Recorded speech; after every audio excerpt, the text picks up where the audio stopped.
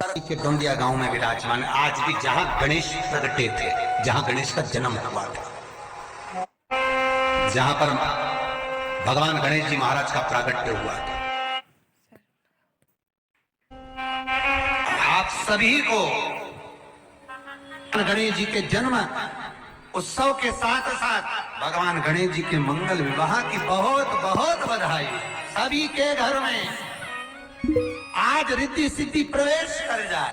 चाहे बड़ी चतुर्थी हो, छोटी चतुर्थी हो, किसी भी चतुर्थी का व्रत अगर स्त्री करती है तो उसके पति का तो उम्र बढ़ता ही है, साथ में उसके पुत्र का वैभव भी बढ़ता है। उसके पुत्र का वैभव भी बढ़ता है, उसकी संतान का सुख भी बढ़ता है। चौथ का व्रत अगर स्त्री करती है तो बच्चों का वैभव भी बढ़ता है। 33 करोड़ देवी देवता में सबसे सुंदर जोड़ी थी शंकर और पार्वती की। सही है कि गलत है? कभी नहीं झगड़ते थे। गणेश जी की सबसे पहली जो आरती हो, उस आरती के समय पर अगर धूप बत्ती जलाई जाए या गोबरी को जलाकर उसमें गूगल छोड़ी जाए और गूगल छोड़ने के बाद गणेश जी का नाम ध्रुव वर्ण कह दिया जाए तो गणेश जी को तुम्हारे घर की पूजा स्वीकार करना पड़ती है। बस वो समय हम जानते। आप भगवान गणेश के जन्म का कारण समझ लेना, बहुत ध्यान से सुनना, बहुत भाव से श्रवण करना। पार्वती, हे जगत जननी, हे जगदम्बा, इन राक्षसों के संहार का एक कारक बन सकता है कि ये जो कर्म करें उस कर्म में कोई रोक लगा दे, उस कर्म में कोई विघ्न डाल दे। और यदि कोई विघ्न डालेगा तो इनका जो किया हुआ कर्म है वो अपने आप नष्ट हो जाएगा। पार्वती जी, मैंने लक्ष्मी से कहा, मैंने ब्रह्माणी से कहा, मैंने इंद्राणी से कहा, सबसे भी नहीं कराया, और कोई ऐसे बालक को प्रकट नहीं करना चाहती कि जो विघ्न डाल सके।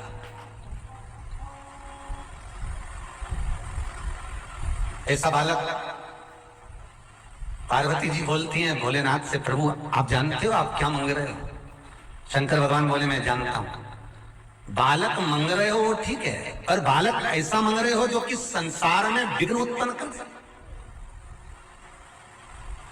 कौन पूछेगा उसको? कौन मानेगा उसको? कौन आदर देगा उसको? कौन सत्कार करेगा उसका? कौन आदर करेगा उसका? आप मांग भी रहे हो तो क्या मांग रहे हो? आप मांग भी रहे हो तो क्या?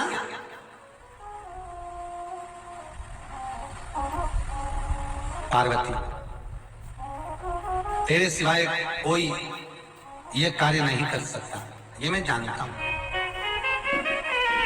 ठीक है? तो शिव महापुराण कहती है वो उत्तराखंड में हिमालय पर पर्वतों की कंदरा में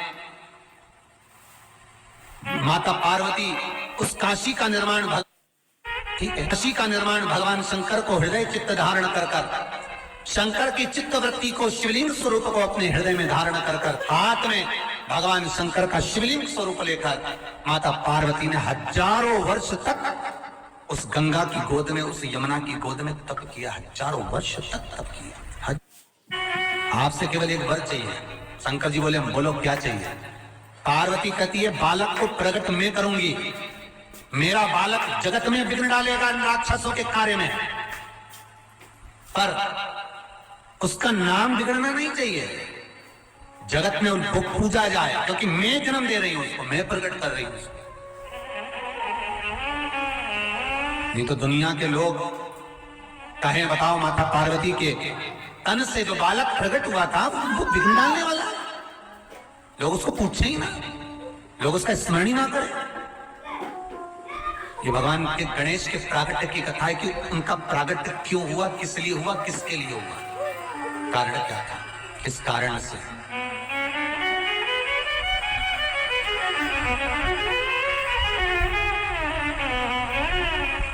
भगवान शिव कहते हैं पार्वती सुन, मैं तुझे वर देता हूं, तेरा जो बालक इन असुरों के कार्य में विघ्न डालने के लिए जो पैदा हो रहा है, जन्म ले रहा है, मैं तुझे वर देता हूं पार्वती, उस बालक का नाम दुनिया के लोग केवल स्मरण ही करेंगे तो उनका विघ्न हट जाएगा, उसका नाम विघ्न हरण होगा। और राक्षसों के लिए विघ्न देने वाला होगा और संसार के लिए विघ्न हरने वाला होगा। स्नान करने जा रही थी, उसमें प्राण दे दिए, दरवाजे का द्वारपाल बन गया वो विनायक, और शंकर जी ने उसका सिर काट दिया। बस गणेश जी का जन्म हो गया। अरे कारण क्या था गणेश के जन्म का?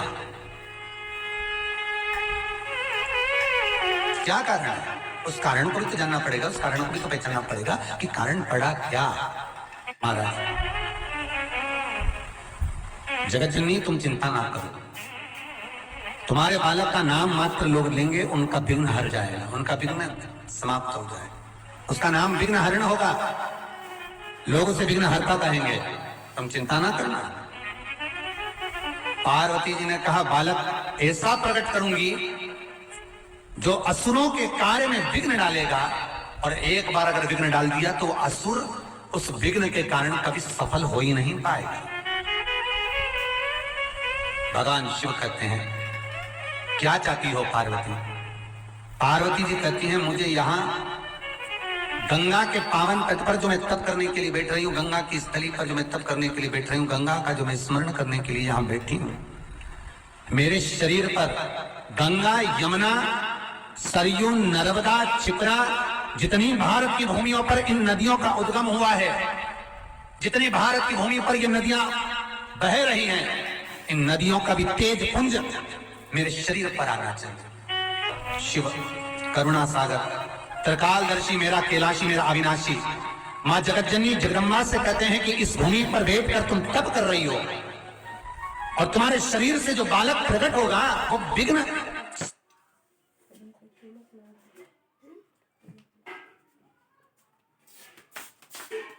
असुरों को देगा और संसार के विघ्न को हर रहेगा।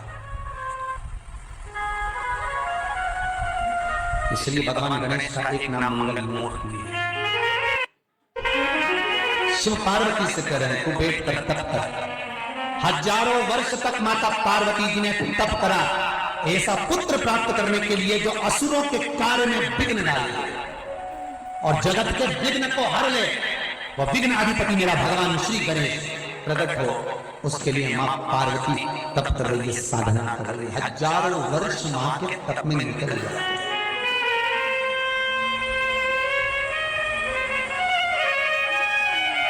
गणेश पुराण में वेदव्यास जी लिखते हैं कि शंकर भगवान ने माता सती के भस्म होने के समय से लेकर माता सती जो राम जी की परीक्षा ली थी उस समय से लेकर 87,000 वर्ष तक भगवान शंकर ने जो तप किया था, गणेश पुराण में वेदव्यास जी लिखते हैं उनसे भी 1000 गुना ज्यादा तप माता पार्वती ने विघ्नहर्ता को जन्म देने से पहले किया था।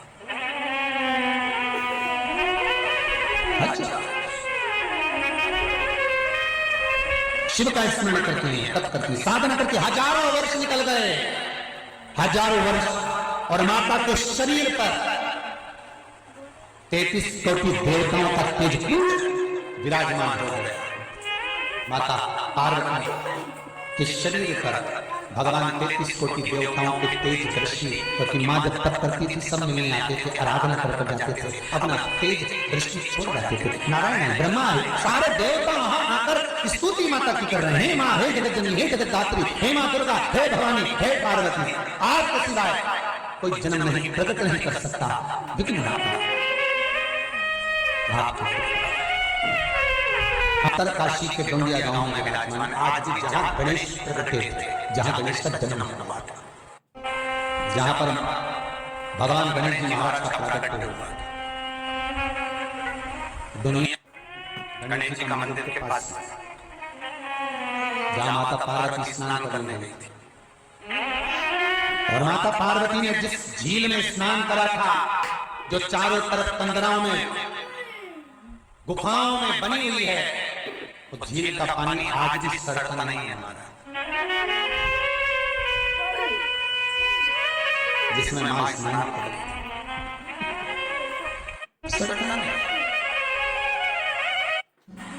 गणेश जी महाराज ने गज का मुख लगने पर अपनी माता से प्रश्न किया, माँ मेरे जन्म का कारण क्या है, मैं क्यों जन्मा हूं, उसका कारण तो बताओ।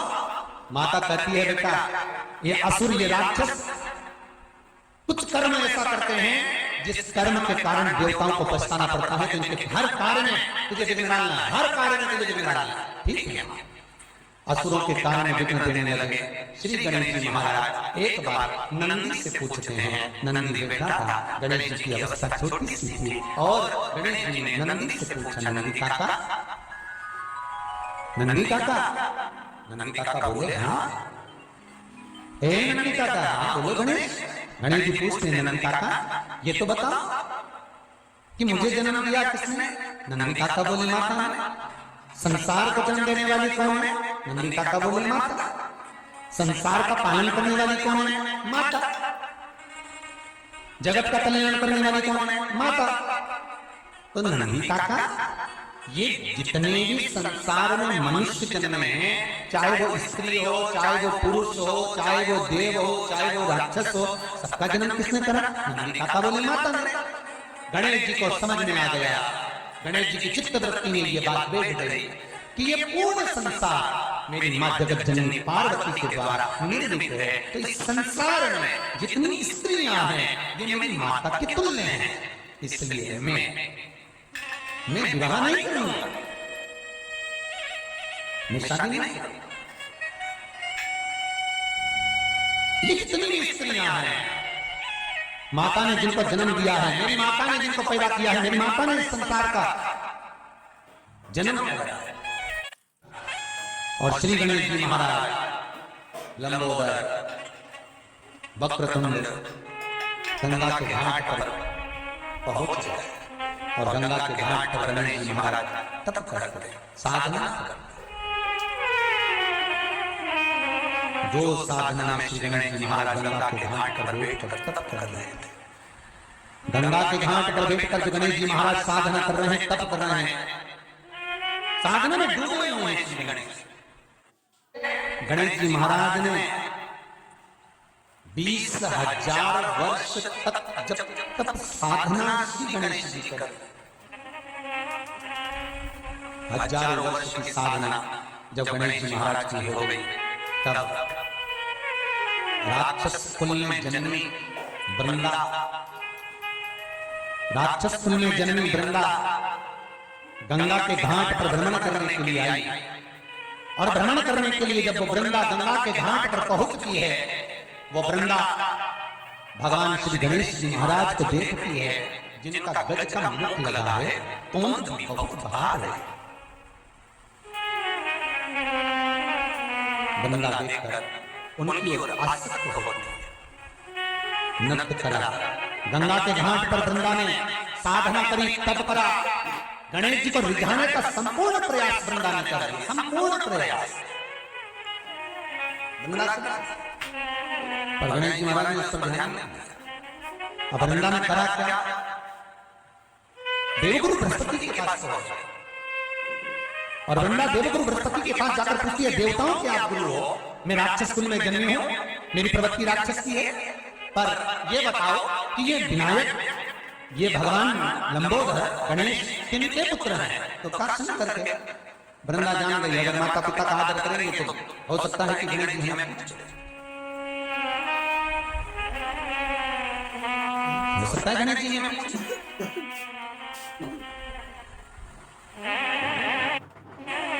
महाराज वृंदा ने गंगा के घाट पर शिवलिंग का निर्माण करा।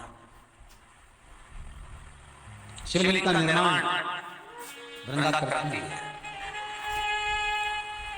और पार्थिव शिवलिंग का निर्माण कर वृंदा गंगा का जल शंकर पर समर्पित करती है।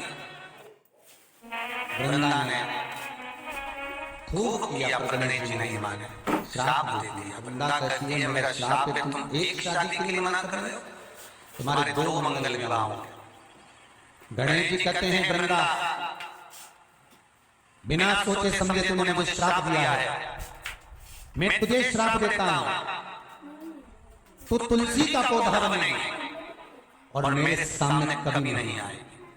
एक शंकर जी, एक गणेश जी, ये दो देवता ऐसे हैं जिन पर तुलसी नहीं चढ़ती है, उनके भोजन को तुलसी नहीं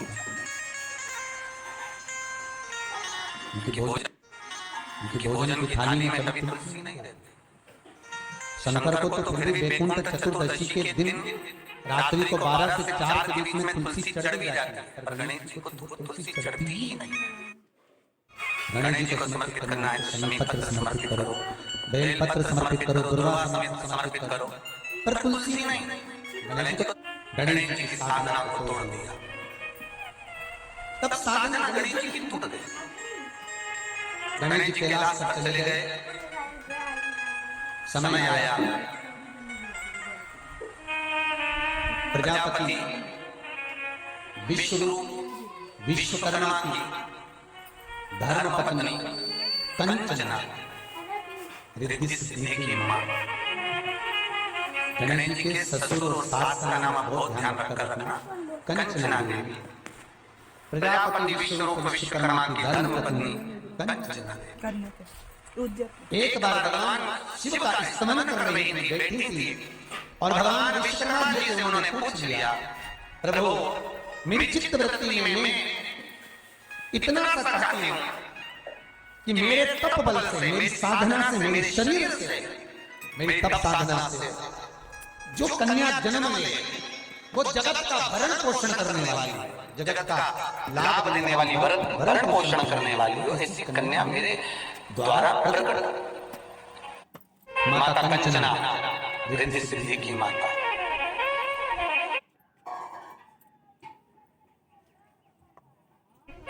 खूब तप करी, खूब। उसके लिए कंचना तप कर रही है और उधर ब्रह्मा जी ने सरस्वती को भेज दिया भगवान श्री गणेश जी की बुद्धि को फेरने के लिए।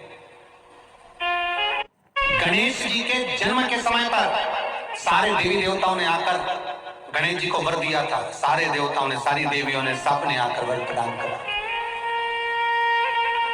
उसमें माता सरस्वती भी थी और माता सरस्वती ने गणेश जी को वर दिया था कि तुम बुद्धि के देव कहलाओगे, तुम्हारे बुद्धि की कभी कमी। और आज ब्रह्मा जी वापिस सरस्वती को गणेश की बुद्धि फेरने के लिए बैठा, वापिस सरस्वती। इतने में माता सरस्वती आई और माता सरस्वती आकर एक पवन के रूप में आकर गणेश जी की मस्तक पर के पास पहुंच गए। सरस्वती आज पवन के रूप में, माता पार्वती ने हाथ में जल लेकर सरस्वती पर क्या बताएं। ब्रह्मा जी ने भेजा है, ब्रह्मा जी ने भेजा है। क्यों भेजा है, किस लिए? बस ये विवाह कर लें और कुछ नहीं। ब्रह्मचारी का जीवन जीना है, इस ब्रह्मचारी के जीवन को छोड़ दें। भगवान माता सरस्वती के शब्द जब माता पार्वती ने सुने तो माता पार्वती सरस्वती से कहती है तुम जाओ, इस चीज के लिए तुम्हारी जरूरत नहीं पड़ेगी। माता सरस्वती के जाने के बाद माता पार्वती ने गणेश को गोदी में बिठाकर कहा, लालन सुनो गणेश। गणेश जी बोलते माँ बोलो क्या बात है। सुन बेटा,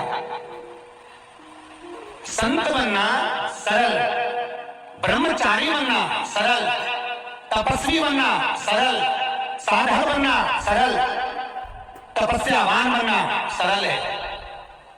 गंगा के घाट पर बैठकर तप करना सरल है, नर्मदा सरयू यमुना के घाट पर बैठकर साधना करना सरल है, पर गणेश एक श्रेष्ठ गृहस्थी बनना कठिन है। ये स्वयं माता पार्वती श्री गणेश जी महाराज से सिद्ध रही। स्वयं माता पार्वती जी गणेश जी से निवेदन कर, बहुत कठिन है, और में लगी हुई है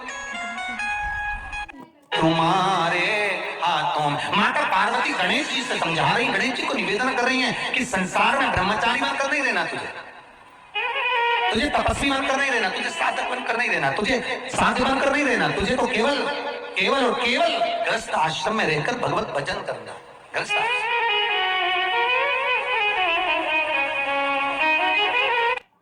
अब माता पार्वती ने पुत्र की बुद्धि को ऐसा कर दिया कि तेरा विवाह होना जरूरी है, पर माता पार्वती के मुख से एक शब्द निकल गया। माता पार्वती के मुख से एक शब्द निकला, अब विवाह करूं तो करूं किससे, ये सोच रही है माता पार्वती। तो गणेश जी बोले मां तू मेरे लिए कह रही कि विवाह किससे करूं? ऐसा कौन है जो अपनी बेटी मुझसे नहीं भी आएगा? पीछे से नंदी बोला हाथी का मुंह लगा है और तोंद का ठिकाना नहीं है, कौन लड़की देगा? लड़का भी तो दिखने में अच्छा होना चाहिए।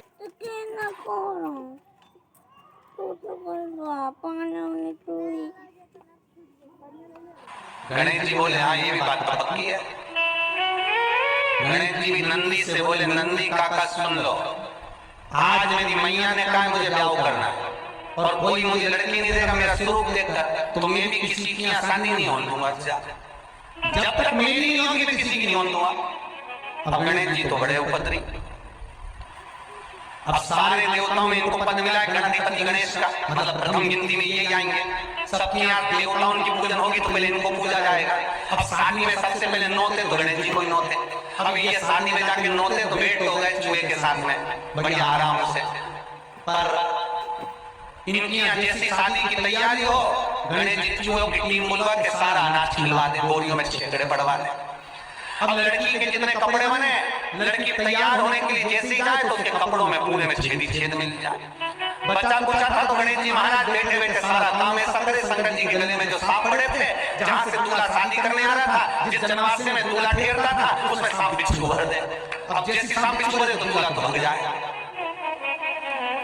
ना तो किसी के लड़के की शादी हो, ना किसी की लड़की की शादी हो, सब कुंवारे कुंवारे घूमे और सारे जगत के कुंवारे छोड़ा और छोरी घूमे। तो माता ब्रह्माणी के पास में पहुंचे और ब्रह्माणी के पास जब इंद्रदेव जाकर पहुंचे तो इंद्राणी और इंद्रदेव ने कहा माँ ब्रह्माणी कुछ करिए। ब्रह्माणी बोले क्या करना है, तुमने सारे कुंवारे पैदा कर दी। भगवान माता सरस्वती बोले सबकी लेपनी की सबकी शादी होगी, सबकी लड़के सबकी लड़की, सबका शादी का ब्याह दिखाए, फिर कुंवारे कैसे रह गए? तो केवल वो एक ही विघ्न डाल रहा है, कौन? वो गणेश। उसकी शादी नहीं हो रही तो किसी की नहीं होने देती।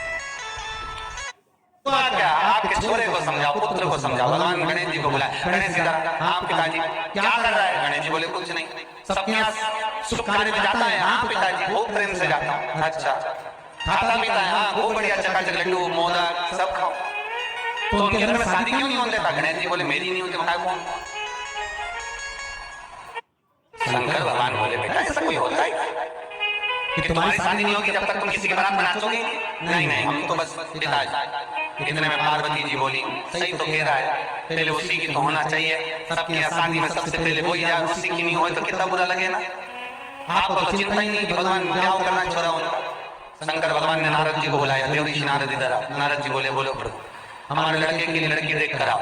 नारद जी मन में सोचे कि कार्तिक के लिए बोल रहे हैं क्योंकि कार्तिक के बड़ा होगा तो उसको तो कोई भी लड़की दे देगा। इतने में शंकर जी बोले जा रहे हो पर एक बात सुन लो कि पहले शादी इसी की करना है, नहीं तो ये कार्तिक की भी नहीं होने देगा, शादी इसी की करना है।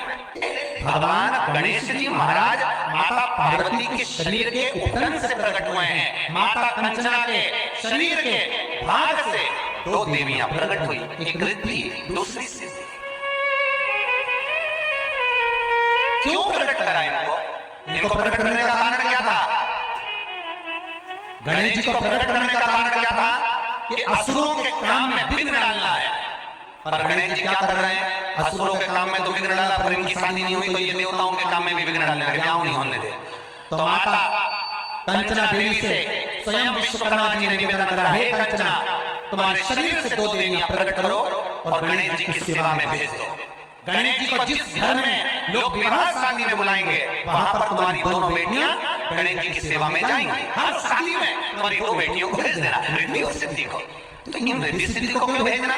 तो कंचना देवी जब गणेश जी अपने चूहों को अपने गणों को आदेश करेंगे कि जाओ शादी में विघ्न डालो, तब तुम्हारी रिद्धि सिद्धि गणेश जी की ऐसी सेवा करे, ऐसी सेवा करे कि गणेश जी की दृष्टि काम बिगाड़ने में जाए और तुम्हारी देवियां काम संभाल दे। बस इतना सा काम तुम्हारी देवियों को करना। गणेश जी का जन्म हुआ था असुरों के कार्य में विघ्न डालने के, देवताओं के कार्य में विघ्न डालने, शादी नहीं होने। रिद्धि सिद्धि का काम है कार्य को सफल करना।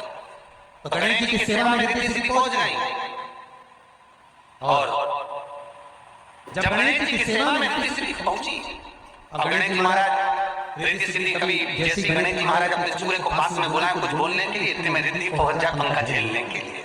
इतने में सिद्धि आके बोले प्रभु क्या खाओगे? गणेश जी बोले मोदक। सिद्धि जाए मोदक लेने, इतने में रिद्धि चरण दबा। रिद्धि चरण दबाए तो गणेश जी का ध्यान चूहों पे जाए और जिसकी यहाँ शादी थी उसका मंगल ब्याह बड़े प्रेम से हो जाए। गणेश जी जब घर आए तो चूहे बोले प्रभु आज तो काम नहीं बिगाड़ा आपने। गणेश जी बोले कि रिद्धि सिद्धि बहुत चतुर है, ये काम नहीं बिगाड़ने दे रहे। कहाँ है रिद्धि सिद्धि? बुलाओ उनको, बुलाया रिद्धि सिद्धि को। गणेश जी ने कहा हे रिद्धि सिद्धि सुनो, मैं तुम्हें श्राप देता हूं। इतने में तो तुरंत कंचना देवी सामने प्रकट हो गई और माता कंचना देवी आकर बोली प्रभु श्राप मत देना मेरी बेटी को, इनको श्राप नहीं दीजिए। क्यों?